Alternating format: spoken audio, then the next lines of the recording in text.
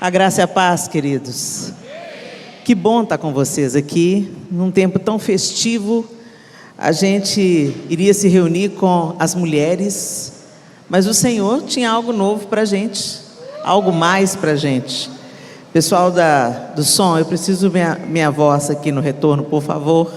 Eu estou ouvindo só a voz que está indo para vocês, tá bom? Gente, tempo de festa, né? Glória a Jesus. O Senhor transborda. E os dias são desafiadores, sim ou não? Os dias são desafiadores. Mas nesses dias desafiadores, nós somos aperfeiçoados, treinados, esticados. A nossa fé é testada. E todas as coisas cooperam conjuntamente para o bem daqueles que amam a Deus.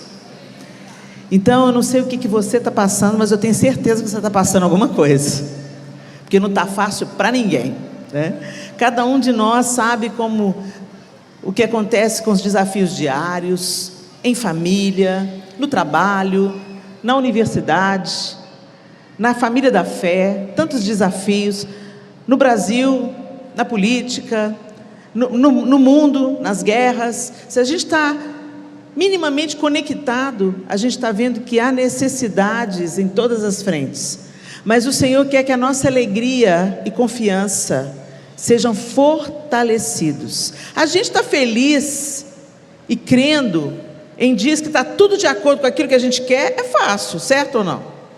Mas o Senhor quer nos aperfeiçoar e nos fazer enxergar que Ele está no topo da montanha e no fundo do vale. Você pode estar passando o que for, o Senhor quer que você saiba que Ele está com você todos os dias da sua vida. Foi essa a promessa que Jesus nos fez. Ele não diz que nós viveríamos deitados eternamente em berço esplêndido. Ele não nos disse que a nossa vida seria um mar de rosas. Muito pelo contrário. Ele disse: no mundo tereis aflições, mas tende bom ânimo, eu venci o mundo. Então, se você segue os meus passos, né? Se você segue os passos de Cristo, vai ter luta? Vai ter cruz? Vai, mas vai ter glória também.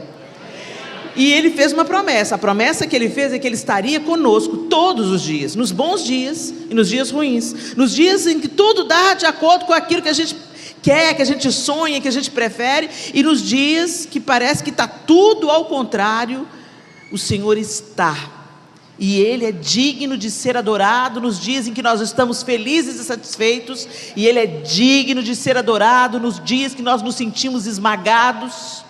Ele é digno em todo o tempo. Você pode dizer um amém para isso? No final dessa reunião, eu quero plantar uma semente no seu coração, e eu quero que vocês plantem uma semente no meu também. Eu trouxe: seja feliz hoje.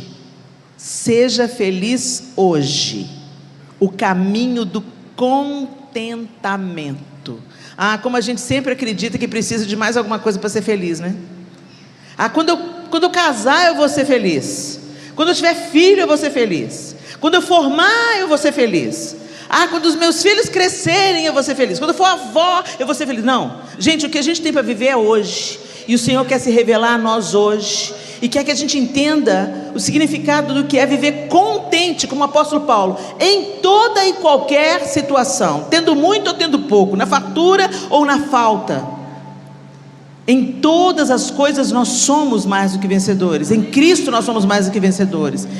Então, no final do culto, se você quer levar essa mensagem para ensinar a você enxergar como você tem tantos motivos de ser feliz na sua vida e às vezes não enxerga, leva o livro para casa, está na livraria da igreja. Amém? Pessoal, vamos para a bendita palavra de Deus. É tão interessante que quando Jesus falava aos seus discípulos, Ele falava por parábolas. Ao povo, Ele falava por parábolas. E quando Ele conta a parábola dos semeadores, do semeador, quando Ele conta a parábola do semeador para os seus discípulos, tem um interlúdio ali entre a explicação e o conto da parábola que é meio impactante. Mateus 13, de 10 a 15, na NVI, ele diz assim: os discípulos aproximaram-se dele, de Jesus, e perguntaram: por que falas ao povo por parábolas? Ele respondeu: a vocês foi dado o conhecimento dos mistérios do reino dos céus, mas a eles não. A quem tem será dado, e este terá em grande quantidade. De quem não tem, até o que tem lhe será tirado. Por essa razão eu lhes falo por parábolas. Porque vendo eles não veem, e ouvindo não ouvem nem entendem. Nele se cumpre a profecia de Isaías: ainda que estejam sempre ouvindo, vocês nunca entenderão, ainda que estejam sempre vendo, jamais perceberão, pois o coração deste povo se tornou insensível, de má vontade ouviram com os seus ouvidos e fecharam os seus olhos. Se assim não fosse, poderiam ver com os olhos, ouvir com os ouvidos, entender com o coração e converter-se, e eu os curaria. Quando eu li esse texto, eu pensava assim: mas Deus, o Senhor não quer que as pessoas se curem? O Senhor não quer que as pessoas se convertam a Ti? Então por que o Senhor está falando que eles vendo não vão entender, eles ouvindo não vão entender, eles vendo não vão enxergar? Por que essa profecia de Isaías foi liberada? Por quê, gente? Porque Jesus estava sempre com uma multidão diante dele. E na multidão tinha gente que queria Jesus, e tinha gente que queria as bênçãos de Jesus, queria um pouquinho da multiplicação dos pães, queria um milagre para curar o seu parente mais próximo, queria um milagre para estancar a sua própria doença. Esses não estavam interessados nos ensinos de Jesus. Quando Jesus estava ensinando por parábolas, as pessoas ouviam, uma multidão ouvia, mas poucos se chegavam a ele e diziam: mestre, explica-nos a parábola. Nós não entendemos a parábola, mas nós queremos entender. E eu quero te perguntar hoje, meu irmão, minha irmã, você está em que posição? Você veio por quê? Apenas para fazer parte da festa de inauguração? Ou você veio porque você quer Jesus? Só Ele tem palavras de vida eterna. A gente cantou aqui no período de louvor: eu não vim por causa das suas bênçãos. Jesus, o Senhor não deve nada para mim. Eu quero a Ti. Gente, Ele vai se revelar para quem quer Ele. Mas muita gente vai entrar e vai sair da igreja uma vida inteira e não vai entender nada. E não é porque o Senhor não põe a mesa, é porque as pessoas se assentam apenas na mesa que lhes interessa.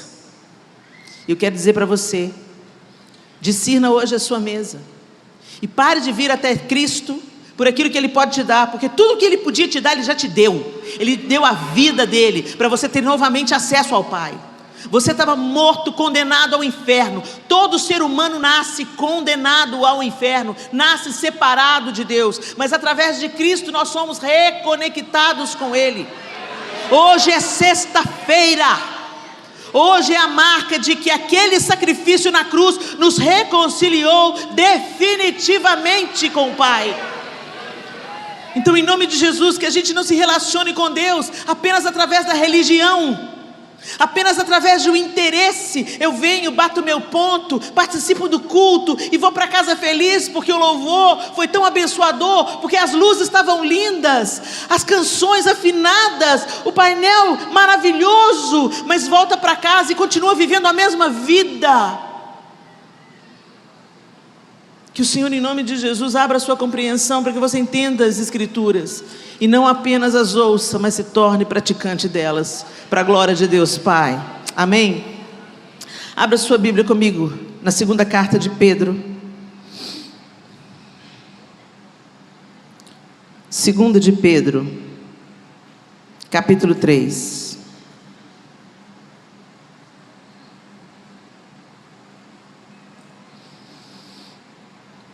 Amados, esta é agora a segunda carta que escrevo a vocês. Em ambas quero despertar com estas lembranças a sua mente sincera, para que vocês se recordem das palavras proferidas no passado pelos santos profetas e do mandamento de nosso Senhor e Salvador que os apóstolos ensinaram a vocês.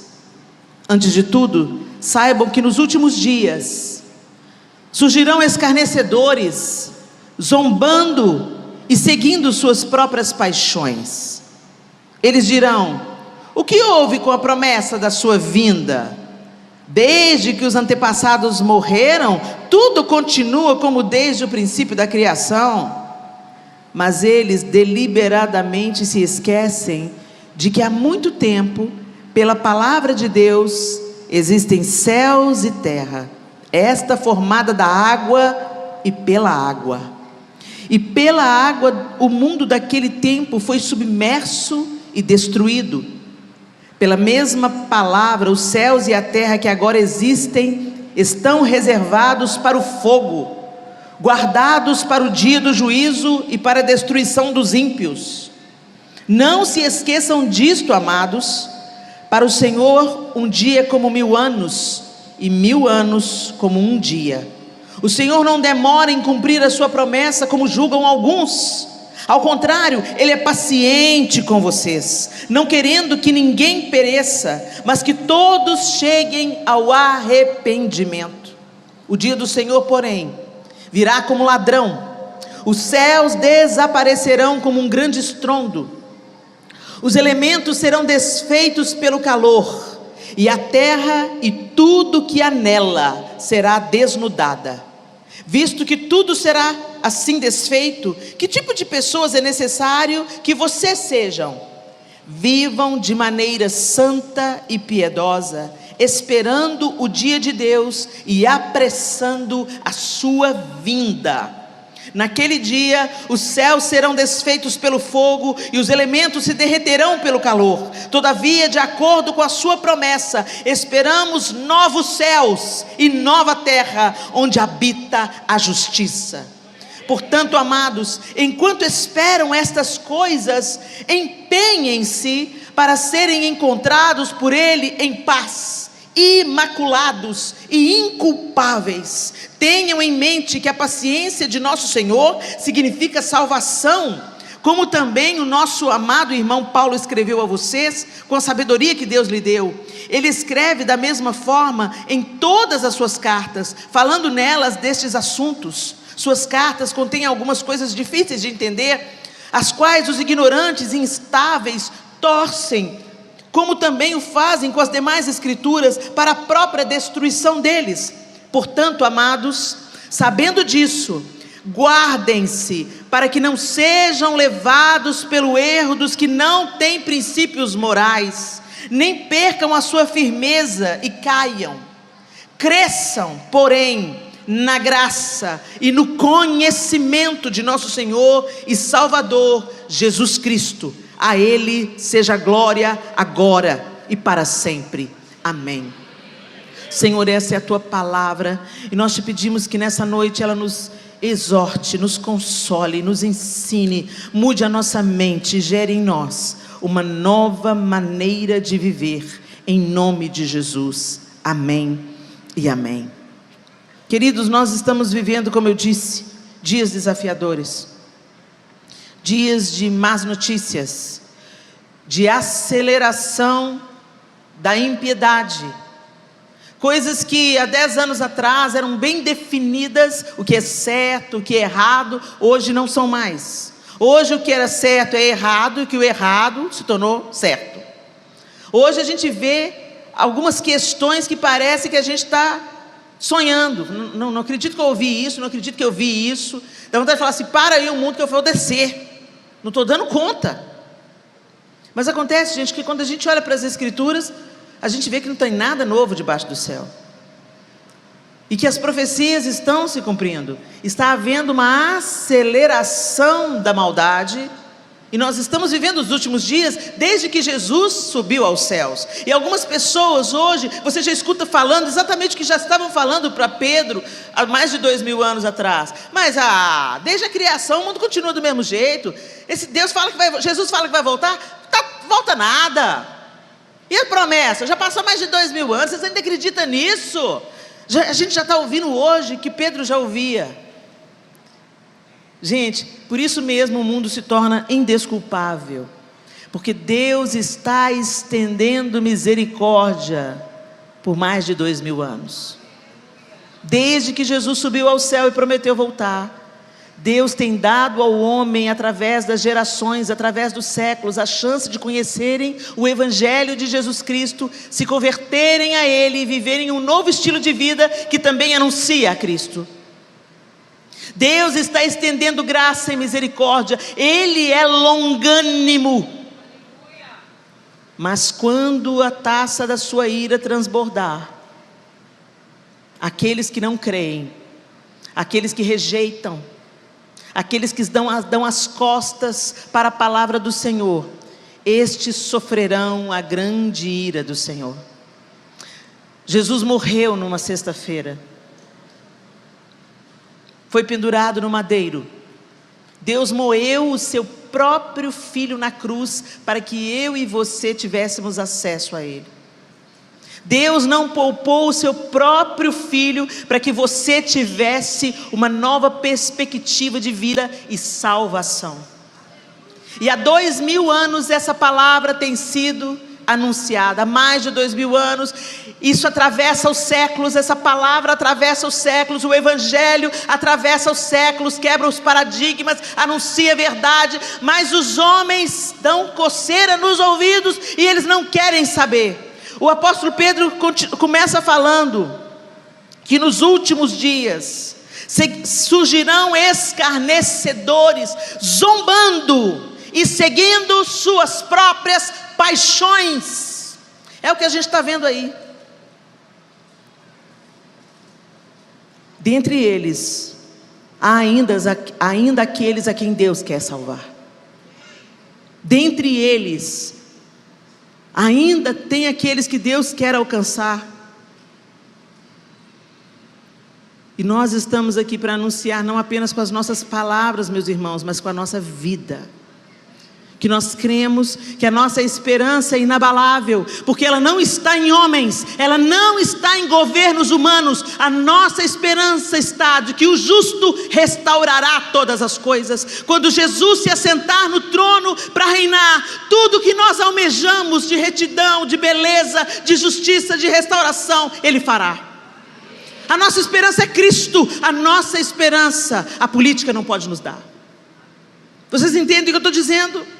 Deus não divide a glória dele com ninguém. E embora eu reconheça o esforço de governantes sérios que querem fazer o que é justo, o que é certo, o que é bom, não se engane. O estado de perversão que o planeta se encontra só será restaurado pelo reinado do Cordeiro. Mas nós paramos, gente, de falar nisso, de acreditar nisso, de viver para isso. A gente quer uma vida boa aqui e agora. A gente quer que o Senhor resolva as nossas questões aqui e agora. Nós nos tornamos pequenos, mesquinhos e egoístas. Enquanto aquela primeira safra de seguidores de Jesus estava disposto a morrer e morreram, todos os discípulos de Jesus morreram. Não morreram uma morte natural, exceto João, os 11 discípulos de Jesus, Matias substituindo Judas, todos eles foram martirizados. Paulo foi decapitado, para fazer o Evangelho chegar a nós hoje. E nós não queremos morrer para a nossa própria vontade, meus queridos. Quanto mais morrer por Cristo. A gente não morre para o nosso desejo. A gente não morre para o nosso pecado. A gente não morre para as nossas preferências, para ter mais do Senhor. Gente, há algum tempo atrás eu fiz uma pesquisa perguntando para o pessoal, quem aqui já é crente há mais de um ano? Aí a maioria levantava a mão. Ok. Quem aqui já leu a Bíblia toda? 10% da igreja ficava de mão erguida.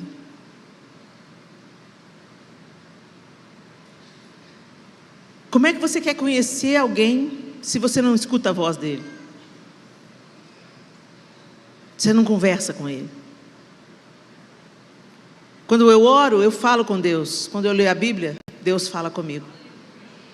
É diálogo. Mas a gente fala, não tenho tempo. E nós nos acomodamos aos prazeres desse mundo. E eu não estou falando dos prazeres pecaminosos não, gente.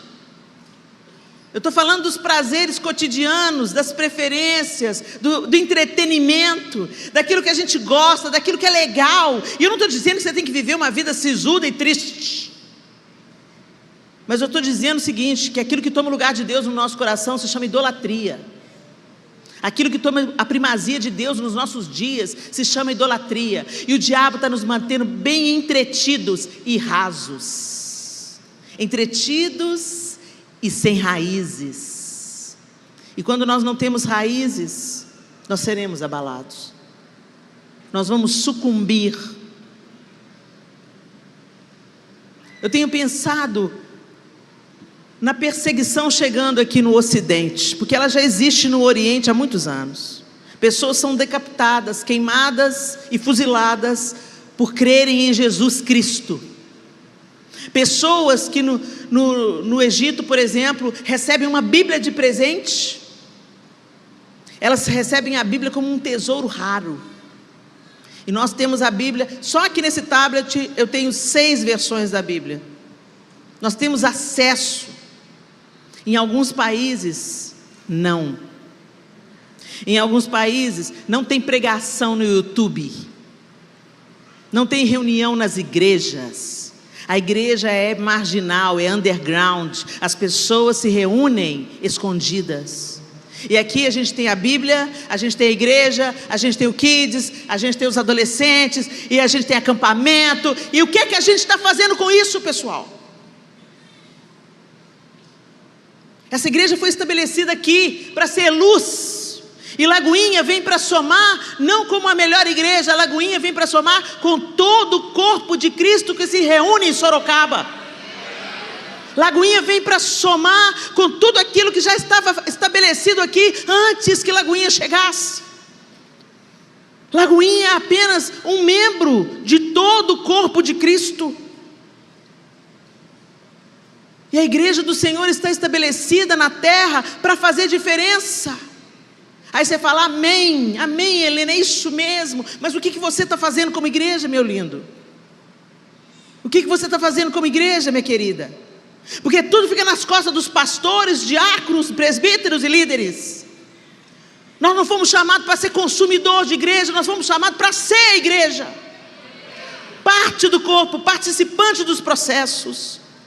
Por isso quando o pastor falou, o pastor Vitão, também veio conversando com a gente no carro, trouxe a gente do aeroporto, ele veio falando de todo o engajamento da galera dessa igreja, participando. Eu falei assim, isso é maravilhoso, porque quando você prega um prego, quando você limpa um chão na igreja que você frequenta, você entende que você não está ali só para consumir a igreja, que igreja não é farmácia, não é supermercado, não é loja de grife. Igreja é onde o corpo se reúne para se nutrir, para se aperfeiçoar, para ser tratado, para lixar um ao outro e para sair e transbordar para aqueles que não creem. A igreja não é um lugar que a gente consome, gente. Mas infelizmente a gente está vivendo um tempo, deixa eu ver essa igreja, olha, tem painel de LED, deixa eu ver o Kids, né? Porque eu tenho filho, eu quero um lugar que atenda os meus filhos. A igreja é parceira da família no processo de discipulado das crianças. A responsabilidade de apresentar Jesus para o seu filho não é do Kids, não, é sua.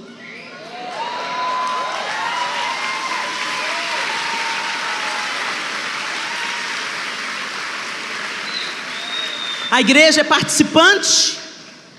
Quem tem que discipular os nossos filhos somos nós, porque é de nós que será cobrado.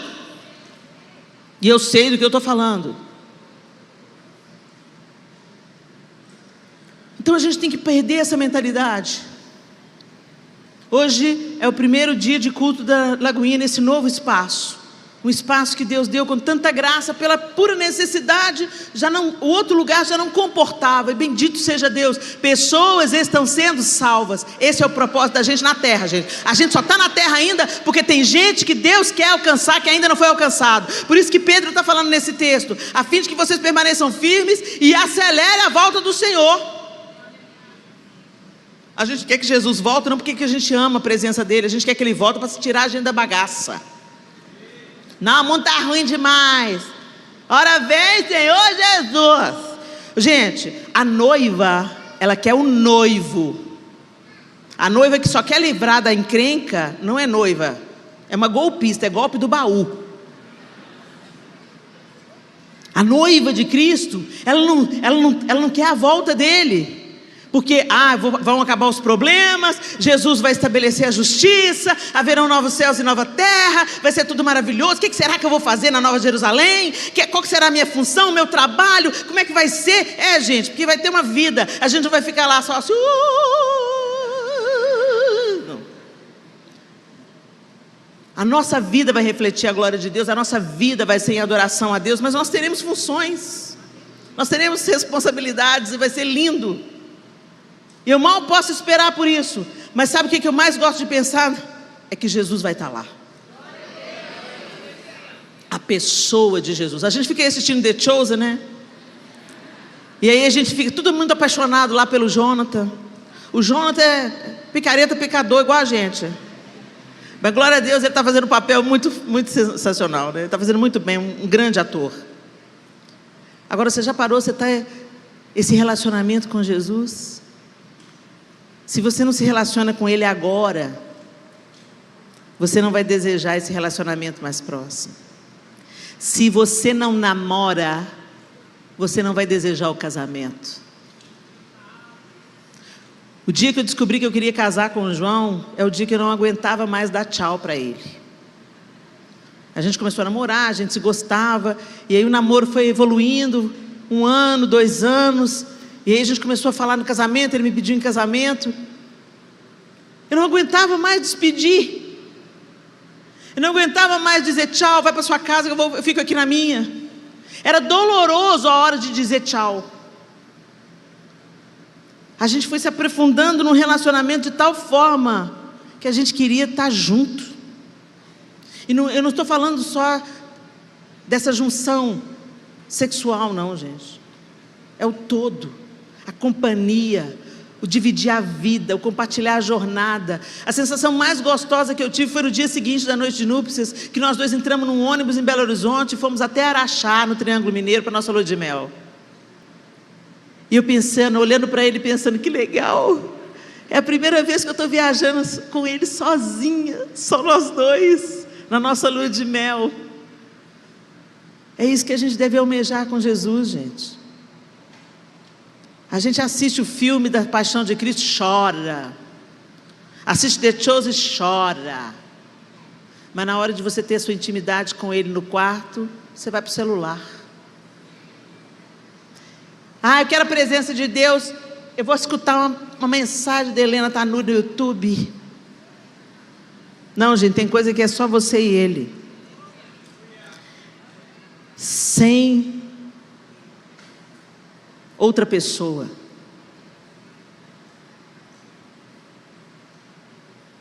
Entrar no seu quarto, fechar a sua porta, contemplar Deus, entender o que Ele quer de você, entender o que Ele está requerendo da sua vida com Ele, entendendo aquelas áreas na sua vida que Ele quer mover, que Ele quer curar, que Ele quer restaurar, que Ele quer estabelecer.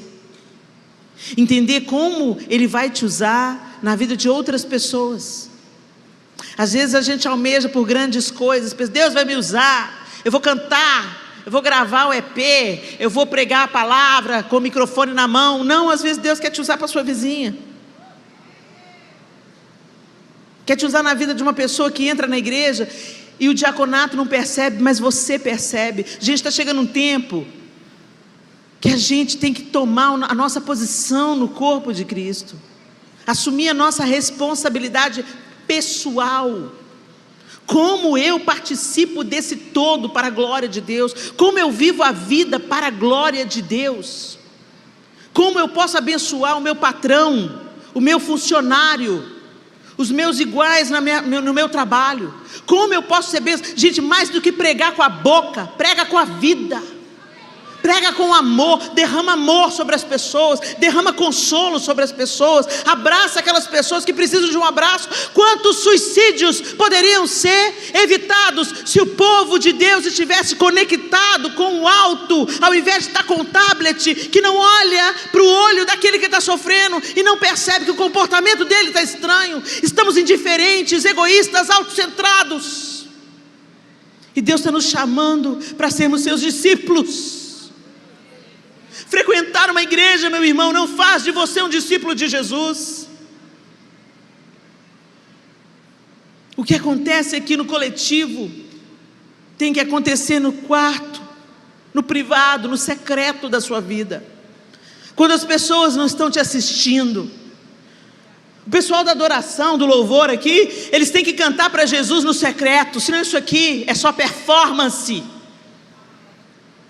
Eu tenho que estar disposto a falar de Cristo para alguém que senta no meu lado no ônibus, porque se eu só falo de Cristo quando eu estou com o microfone na mão, isso aqui é só performance. Se eu sou uma bênção na igreja como diácono, como diaconisa, mas eu não frito um ovo para o meu marido em casa, isso é performance. O Senhor quer mudar a nossa vida primeiro dentro da nossa casa e fazer a gente transbordar por onde a gente andar, levando o perfume de Jesus Cristo. Pedro está nos exortando e dizendo no final desse texto que a gente deve crescer na graça e no conhecimento de Jesus. Crescer numericamente pode ser maravilhoso, mas eu quero te dizer, nem tudo que cresce é saudável. Nem tudo que você vê crescendo é saudável. Muitas vezes é inchaço. Quem incha também cresce. Não é saúde. O que eu quero dizer é que Deus está interessado no crescimento da igreja, mas não um crescimento numérico. Ele está interessado em um crescimento na graça e no conhecimento de nosso Senhor Jesus Cristo. Onde agora a palavra é direcionada para você, Lagoinha, Sorocaba. Você não é uma placa. A sua identidade, eu sou Lagoinha Sorocaba. Não, eu sou de nosso Senhor Jesus Cristo. Essa é a sua identidade, e é ela que deve ser derramada. Glória a Deus por essa casa, glória a Deus por essa comunidade de fé, onde parte do corpo de Cristo se reúne. Eu quero te dizer, não seja bairrista. Seja servo das outras igrejas, comunguem com as outras igrejas, sejam bênção para outras igrejas, sejam exemplo para outras igrejas, porque nós somos partes do mesmo corpo. E seja você igreja. Tem gente que fica lá na porta, aí entra uma pessoa mal cheirosa, descabelada, com indícios de que está alcoolizado. E aí a irmã olha e fala: sangue de Jesus tem poder. Cadê o diácono? Ninguém à vista. O pastor está pregando. Alguém do louvor? Ninguém. Aí a pessoa, ao invés de ajudar, fala assim: nossa, que igreja indiferente. Não, indiferente foi você, minha irmã, que você viu a situação e não fez nada. A gente tem que parar de transferir a responsabilidade, sabe, pessoal? A gente está vivendo um tempo que quem não faz nada, senta e fica criticando quem faz. Ah, gente, não gostei dessa luz. Ah, não gostei dessa pintura. Você veio aqui pintar? Então fica caladinho para Jesus te dar vitória.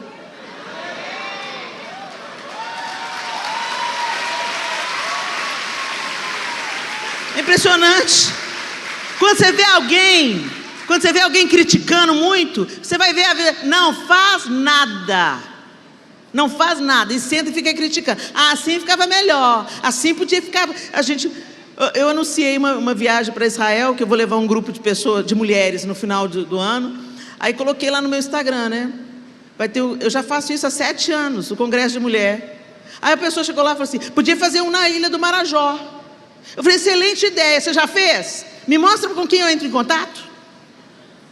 Me respondeu? Não respondeu. A ideia dele é boa mesmo, bora fazer um Congresso de Mulher na Ilha do Marajó. Lá está precisando demais, e a gente vai onde a gente precisa mesmo. Mas por trás de uma palavra de superioridade, santidade, tem alguém que não faz nada. Sabe aquela história de Judas? É o mesmo espírito. Nossa, que desperdício esse perfume. Podia vender e dar o dinheiro aos pobres. Judas. Esse é o discurso de Judas. Em vez de ficar falando aquilo que o outro não faz, faça. Seja você uma bênção. Seja você igreja. Seja você o reflexo de Cristo nessa cidade. Onde você andar, seja na faculdade, seja no trabalho, seja na sua comunidade de fé, se você não é aqui na Lagoinha, seja onde você congrega, seja uma bênção, seja luz, seja um cooperador do reino, seja um evangelista, seja um homem ou uma mulher cheia do Espírito Santo, esteja ligado com o Espírito Santo. Aquela pessoa está com uma cara batida, está com uma cara triste, vai lá, canta para ela, fala para ela, olha, Deus está me mandando, entrega uma rosa, faz qualquer coisa, mas anuncia Jesus, transborda Jesus, porque os dias são maus, e Ele quer alcançar tantos, e a gente quer que Ele volta logo.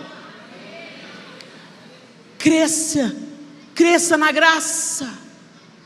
Sabe o que é crescer na graça, gente? O apóstolo Pedro está instruindo: cresçam na graça e no conhecimento de nosso Senhor Jesus Cristo. Crescer na graça é entender que essa graça, o favor que eu não mereço, a salvação que eu não merecia, que me foi outorgada por Jesus Cristo, pelo sacrifício dele na cruz, que esse favor que eu recebi me modifique dia após dia. Cresça na graça, que a imagem de Jesus seja forjada em você dia após dia, que daqui a um mês você se pareça mais com Jesus do que você se parece hoje, que daqui a um ano você seja ainda mais parecido com Jesus do que você será daqui a um mês. Cresça na graça, vai crescendo, que a imagem de Jesus, as atitudes de Jesus, as reações de Jesus, as palavras de Jesus, o amor de Jesus te tome de tal maneira que a sua imagem vá sendo misturada com a dele. Há uns dias atrás eu vi um pastor, eu estava com um pastor, eu e o João estávamos fora do Brasil. Nós chegamos na igreja com o pastor. E o pastor desceu do carro e foi entrando no estacionamento. E a criançada: pastor, pastor, pastor. A criançada saindo do colo dos pais e vindo correndo para o pastor. Aquele pastor jovem. E ele brincando com a criançada, ele também pai de 2 crianças pequenas, e brincando com as meninadas, e eu olhando aquilo. E eu falei com a esposa dele: olha o cheiro de Jesus. Porque, gente, as crianças iam atrás de Jesus. Os discípulos às vezes tinham problema com as crianças, de tanto que elas queriam ter acesso a Jesus. E olhando para aquele pastor, eu vi tantas qualidades que Jesus devia ter: a leveza, a alegria, a paciência com as crianças. Ele conversava com as crianças olhando nos olhos delas e celebrava o que elas diziam. Ele não estava assim, sendo superficial. Ele estava sendo genuíno, olhando nos olhos daqueles meninos e meninas, e eles apaixonados pelo pastor. Eu falei assim: isso é cheiro de Jesus. Jesus atraía as pessoas a Ele, e Ele não concordava com tudo. Vocês estão entendendo? Não é politicamente correto. Jesus não era politicamente correto. Ninguém mata alguém politicamente correto. Vocês estão entendendo? Era muito mais forte do que ser polido, bonzinho. Era amor genuíno que atraía as pessoas a Ele. Porque o que o ser humano mais precisa é de amor genuíno, amor não fingido. Cresçam na graça, cresçam nesse amor. Que as nossas orações, meus irmãos, sejam: Senhor, dá-me um coração igual ao teu, meu mestre.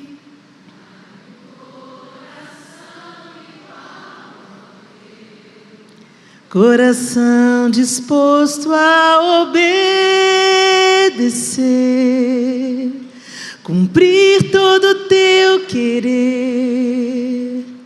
Dá-me um coração igual ao teu. Dá-me, Senhor.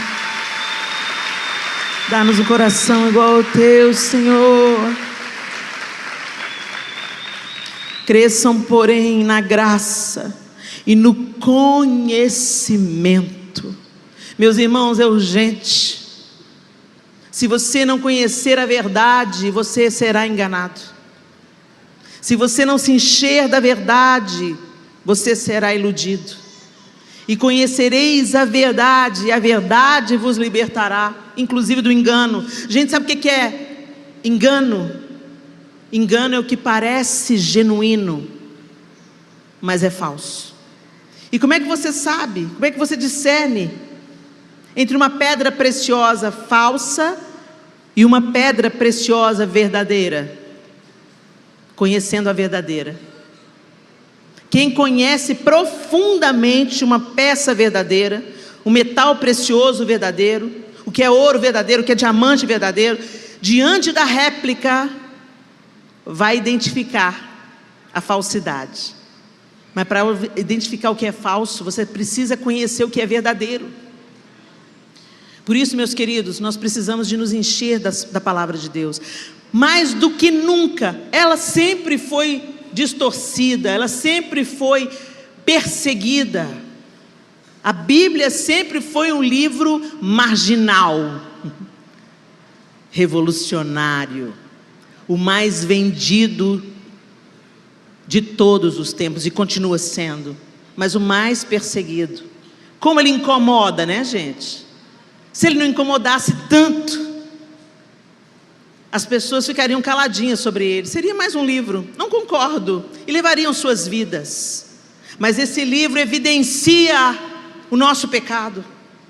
Se você constrói um prédio reto diante de um prédio torto, não tem como dizer que o prédio torto é certo. Por isso que as escrituras incomodam, a palavra de Deus confronta o pecado. Por isso que ela incomoda, e ela vai continuar incomodando, mas ela continua sendo a palavra de Deus, inerrante, poderosa, libertadora. As escrituras sagradas, um livro escrito em 1500 anos, 40 autores diferentes, em épocas diferentes, em culturas diferentes, numa mesma narrativa, apresentando para o Cristo de Deus, que foi formado num povo fundado em Abraão, nasceu, viveu, morreu, ressuscitou no terceiro dia e vai voltar. De Gênesis a Apocalipse é tudo sobre Cristo, é tudo sobre Jesus, é para a glória dele. Não se envergonhe desse livro, não se envergonhe desse livro. E eu quero te dizer, saia da mediocridade. Esses livros são bons, livros inspirados na Bíblia, tantos autores maravilhosos, dos quais eu não sou digna nem de carregar as sandálias, mas eu quero dizer para você, há um livro insuperável, um livro sobrenatural, é a palavra de Deus. Você precisa de mergulhar nesse livro. Saia da mediocridade, compre uma linguagem acessível. A NVT é uma ótima tradução, a NVI é muito boa, a NVT ainda melhor na minha opinião. Leia a Bíblia. Leia a Bíblia, e quando terminar, lê de novo, e quando terminar a segunda vez, lê de novo, lê de novo, lê de novo, lê de novo, até você falar textos inteiros de cor, porque do seu coração ninguém tira as escrituras sagradas. Podem queimar a Bíblia, podem impedir que a gente leia a Bíblia, mas a Bíblia está dentro de nós. Vai chegar esse tempo, meus irmãos, e você precisa de se alimentar da palavra. Cresça no conhecimento de Jesus, e não tem como crescer no conhecimento de Jesus se você não lê as escrituras. Mas deixe que esse conhecimento seja permeado pela humildade de Cristo, porque o que a gente vê é gente que conhece demais e se deixou ensoberbecer, e por causa disso muita gente tornou o conhecimento marginal. Não quero saber de ler a Bíblia não, eu fazer teologia, nossa, todo mundo que faz teologia fica incrédulo. O problema nunca é o conhecimento, o problema sempre é o coração humano. Vai para a Bíblia, compra uma tradução boa, abre e fala: Espírito Santo de Deus, me revela a sua palavra, me ensina quem tu és, me mostra a face amorosa de Deus. Me firma na tua verdade. E me ensina a não apenas ser um leitor ou ouvinte das Escrituras Sagradas, mas um fiel praticante daquilo que eu aprendo. E usa minha vida para a tua glória e para o teu louvor. É assim que Pedro termina a sua carta. A Ele seja a glória, agora e para sempre. Amém. Eu não sei como é que você chegou aqui, meu irmão, minha irmã. Talvez você não faça parte de nenhuma comunidade de fé.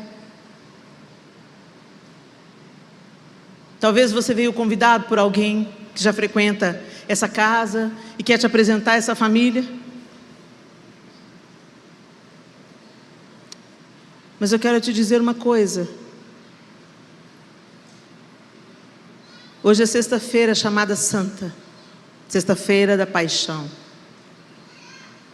onde os cristãos no mundo todo revivem, relembram a morte de Jesus Cristo, o Cordeiro sem manchas, que foi imolado para pagar a culpa que era nossa, e derramou o sangue perfeito para cobrir todos os nossos pecados e nos reconciliar com Deus Pai. Até Jesus, Deus era chamado de Deus, o Eterno, o Altíssimo, Jeová, Yahvé. Mas Jesus nos ensinou a chamar Deus de Pai. E Ele nos ensinou a orar, Pai Nosso. A nossa fé não é individualista, ela é coletiva. Embora Deus nos enxergue na nossa individualidade, aquilo que Ele faz na nossa vida não é só sobre nós. Reverbera na vida de todos ao nosso redor. Por isso que o Pai não é meu, é Pai nosso. Santificado seja o teu nome. Venha o teu reino. Seja feita a tua vontade, aqui na terra como no céu. O pão nosso de cada dia, sem ansiedade, de cada dia, nos dá hoje.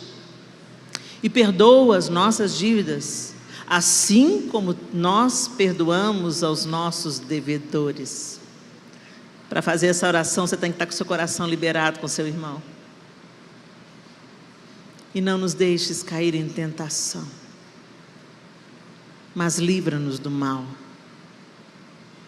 Pois teu é o reino, o poder e a glória para sempre. Esse Jesus que veio, nascido de uma virgem, cresceu, anunciou a verdade, morreu e ressuscitou, prometeu que vai voltar. Mas Ele vai voltar para os seus.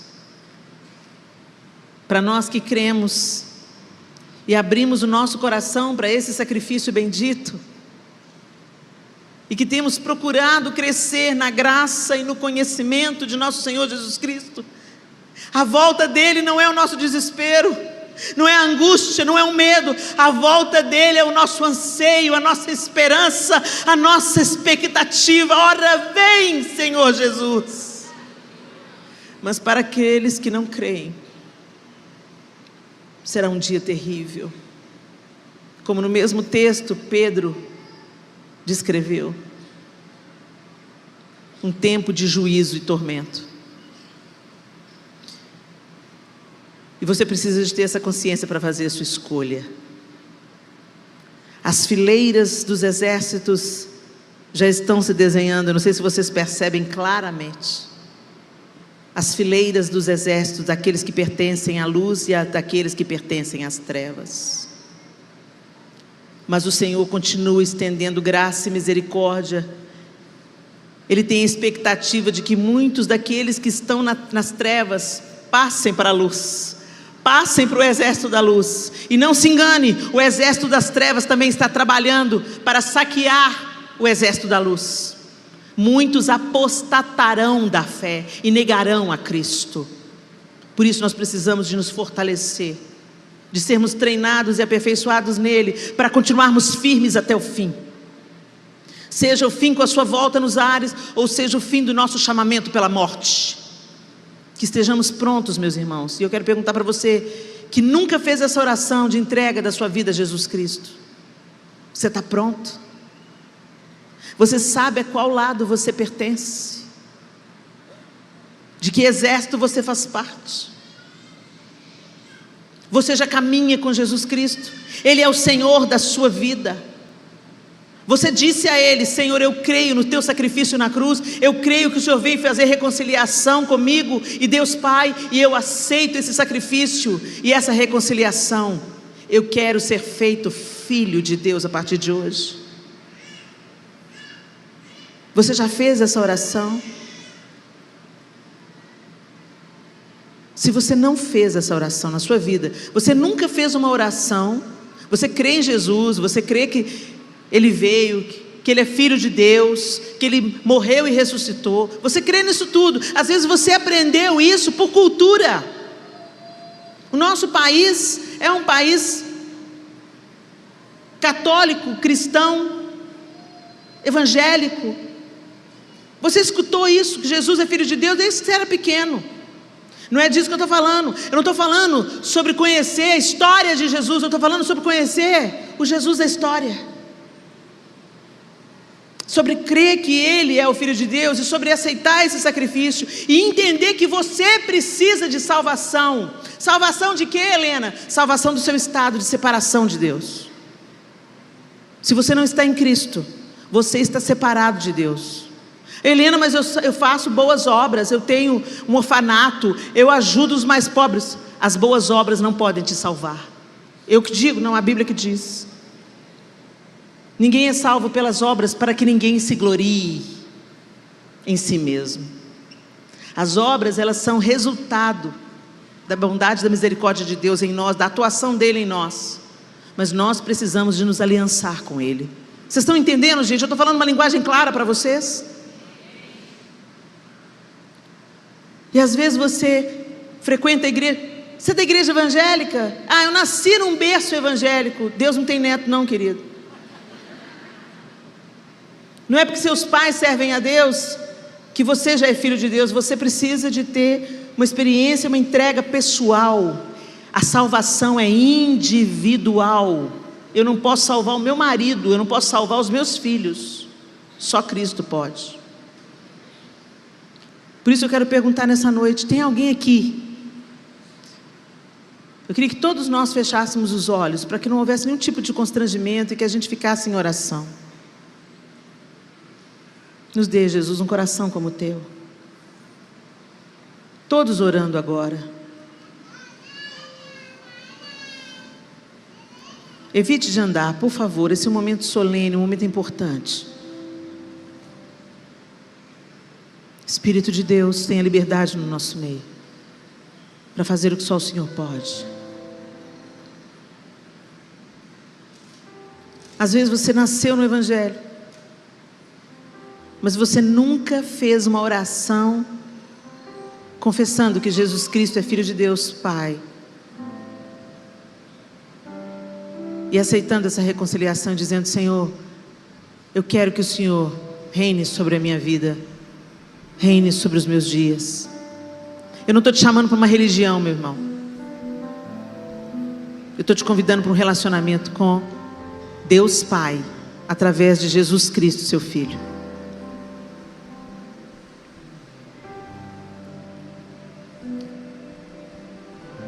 Talvez você pratique uma outra religião e veio aqui como visitante, e você diga: não, todos os caminhos levam a Deus, todas as religiões levam a Deus. Eu quero te dizer, nenhuma religião leva a Deus.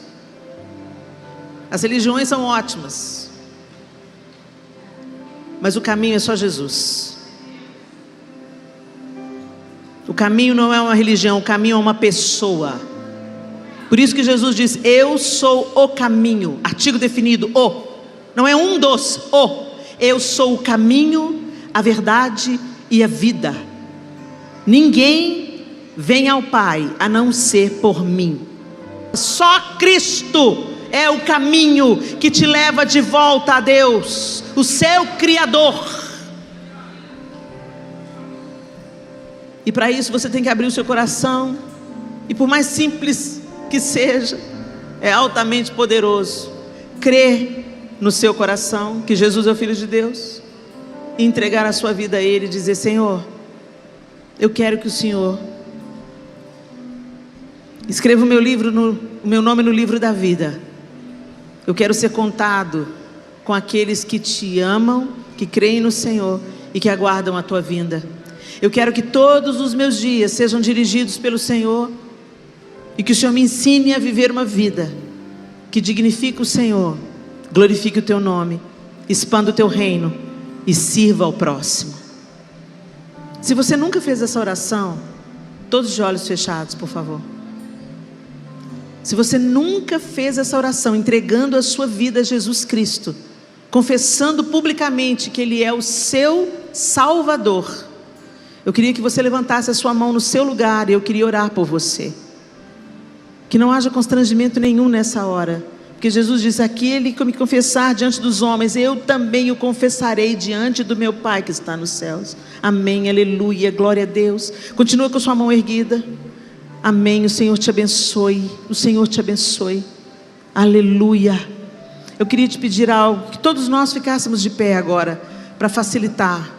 Eu queria que você que levantou a sua mão, que você saísse do seu lugar e que você viesse aqui à frente, bem pertinho aqui da plataforma, à frente das crianças aqui, que você viesse aqui.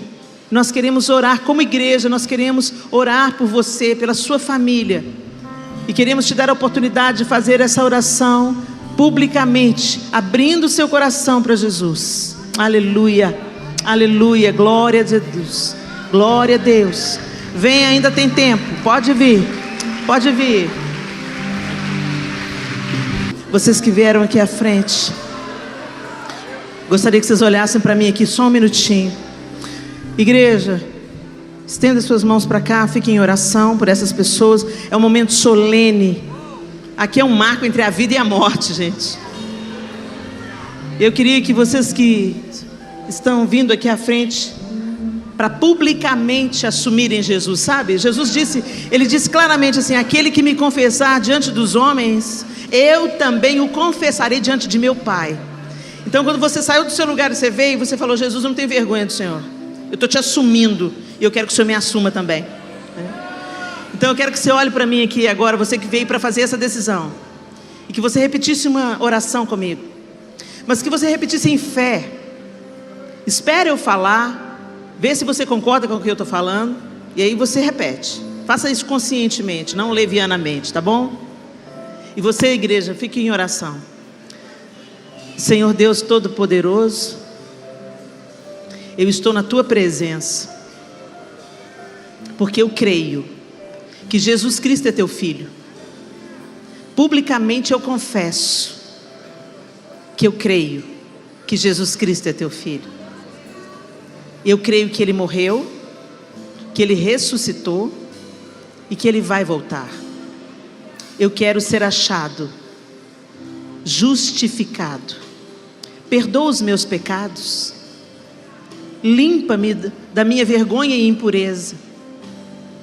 Eu não tenho capacidade de salvar a mim mesmo, mas eu creio no Teu poder, e eu entrego meu coração. Eu recebo o perdão dos meus pecados, e eu te peço, escreve o meu nome no livro da vida. A partir de hoje, eu quero ser feito filho de Deus, no sacrifício de Jesus, no sangue de Jesus. Eu me lavo hoje, e a partir de hoje, sou chamado seu filho. Em nome de Jesus eu oro. Amém. Agora, igreja, vocês é que vão orar. Estenda a sua mão. Estende a sua mão. E repete comigo, igreja. Senhor Deus, como Tua igreja reunida neste lugar, nós selamos este momento. Nós abençoamos nossos novos irmãos E te pedimos, santifica-os na verdade, ensina-os na verdade, fortalece cada um deles, entra na casa de cada um deles, com a tua salvação e com a tua paz. Coloca em ordem o que está em desordem, e como igreja do Senhor, nós os abençoamos para avançar, para prosperar, em nome de Jesus. Amém. Aleluia. Queridos, foi uma alegria tão grande estar com vocês. Eu gostaria de abraçar cada um, mas eu não consigo. Então abraça alguém que está do seu lado e fala assim: esse é o abraço da Helena. Abraça aí. Abraço apertado. Ó, a Helena mandou um abração para você. E que o Senhor nos fortaleça, que você seja encorajado, fortalecido. E por um momento eu quero que você me escute.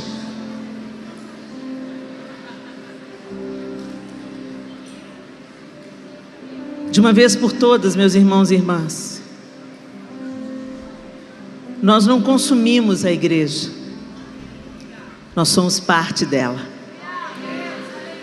Que você seja luz por onde você passar, que o seu abraço cure, que a sua boca manifeste a esperança e a glória de Deus, que você seja um profeta da vida em meio ao caos, que você esperance o coração das pessoas, que o Senhor te use como um instrumento de encorajamento, que você seja reto, honesto, nos mínimos detalhes da sua vida, que a sua palavra seja sim, sim ou não, não, que a verdade seja a sua marca, e que os traços do oleiro, as digitais do oleiro, sejam vistas em você, barro. Você é imperfeito, mas Cristo em vós, a esperança da glória. Deus abençoe Lagoinha, Igreja do Senhor em Sorocaba.